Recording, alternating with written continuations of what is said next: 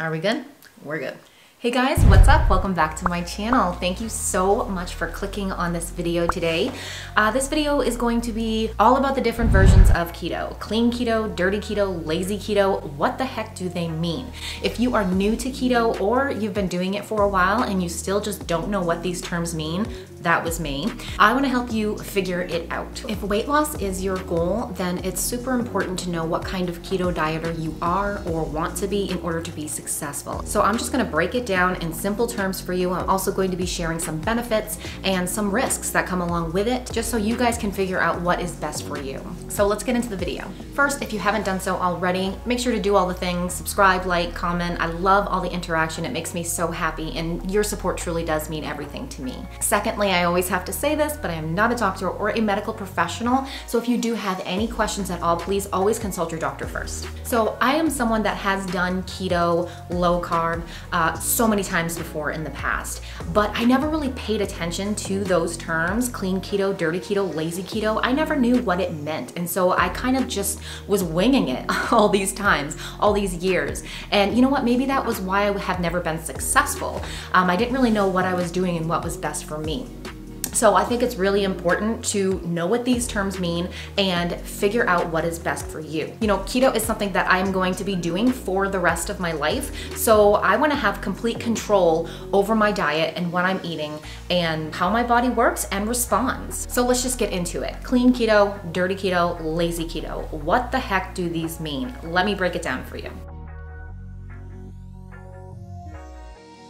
Bottom line, clean keto dieters will go out of their way to get 100% grass-fed beef, organic vegetables, meat, and butter. So just good, healthy food. Dirty keto dieters will get the cheapest and most convenient. So they will get the cheapest and the easiest vegetables and meat. Lazy keto dieters, they don't focus on their macros at all. They only focus on their carb limit, so staying underneath their carb limit. It is less restrictive and it's easier to follow because you're really not counting anything. You're really not paying any attention to anything other than your carb count. So you're just kind of being lazy about it. Lazy keto. So there it is, the difference between the three. Pretty simple, right? Clean is clean, dirty is dirty, lazy is lazy. But let's just focus on dirty keto for a minute. So the primary focus for dirty keto is just making sure that your macros are right. Okay? And it doesn't matter how you get there, just as long as you get there. So it doesn't matter what food you're eating. It doesn't matter how organic they are. It just matters that you get there. Almost anything goes as long as it's low carb. Easy, right? Let's go over some of the benefits of dirty keto. Since keto requires you to keep your carbs low, you're not eating any of that carby food like rice and flour, bread and pasta, sugar and chips and soda and juice. Although tasty, it's just not good for you, right? So cutting these foods out of your diet may be all you need to start losing weight. It's also going to reduce heart disease risk, lower your blood sugar levels, and just improve your overall health. Another benefit of dirty keto is that it's cheaper and more convenient. So because you're only focusing on your macros and making sure that they're good, more specifically making sure your carbs are low, it's really easy to follow and make the change to keto. Simple and cheap is always good, right? But I want to go over some of the risks of dirty keto because I think that it's important to know. I'm not going to list them all and I'm not going to go into detail with them, but I am going to put a link in my description of the research that I did so that you guys can kind of explore this more if you want to. But I'm going to go over some of the risks that do come with dirty keto, just so you guys are aware. Number one, consuming toxic oils, specifically refined vegetable and seed oils like canola oil, corn oil, sunflower oil. These are not good for you, and they do contain toxic compounds that may increase chronic inflammation, heart disease, type 2 diabetes, and more. So when it comes to consuming these oils, it's always best to stick to the healthier ones like avocado oil, extra virgin olive oil, coconut oil, butter, or ghee. Number two, there is a higher risk of heart disease because a lot of cheap and convenient foods that you would be eating while doing dirty keto may be higher in saturated fat. Number three, you may increase artificial sweeteners like sucralose, aspartame, and these are not good for your gut bacteria and they can actually increase sugar cravings. Number 4, increased preservatives in processed foods. Processed foods are obviously not good for us, right? We all know that. But ingredients that are in processed foods that may seem harmless can actually trigger negative symptoms and have a higher net carb and may ultimately kick you out of ketosis. Like I said before, I'm not gonna go into all of the risks, but I will put the link in the description so you guys can check it out if you want to.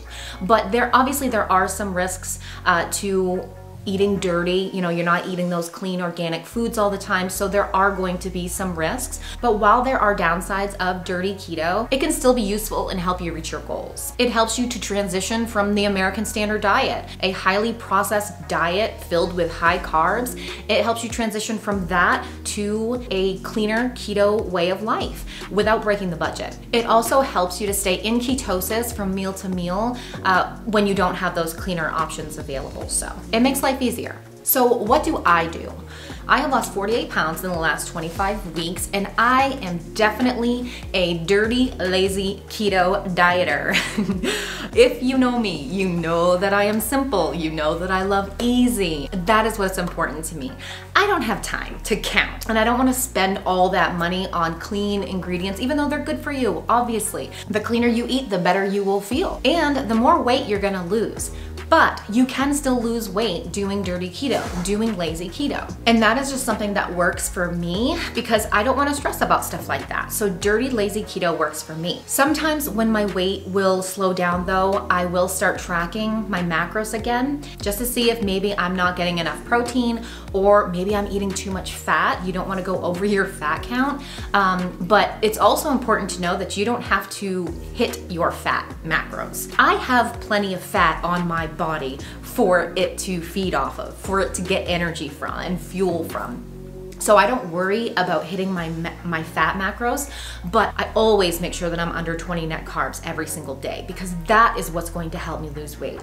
Also making sure that I'm getting my protein because that's very important as well. But I just don't have the time or the patience to shop for organic, you know, grass-fed meat and vegetables, and that's just not who I am. So doing dirty, lazy keto is just what works for me.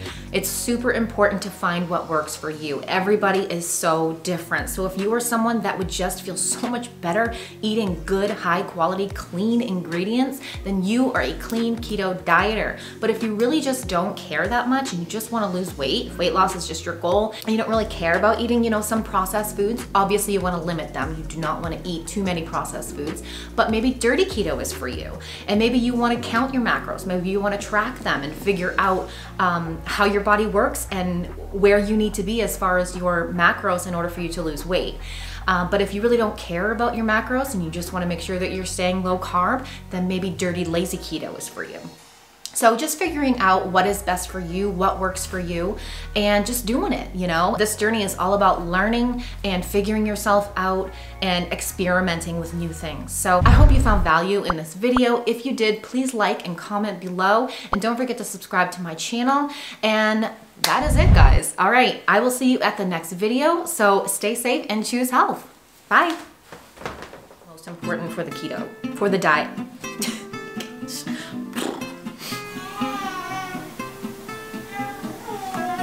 You are obviously, oh gosh, I really am not prepared for this. Oh, coffee break. That's good. So I have lost 48 pounds. Well, that was a crapshoot.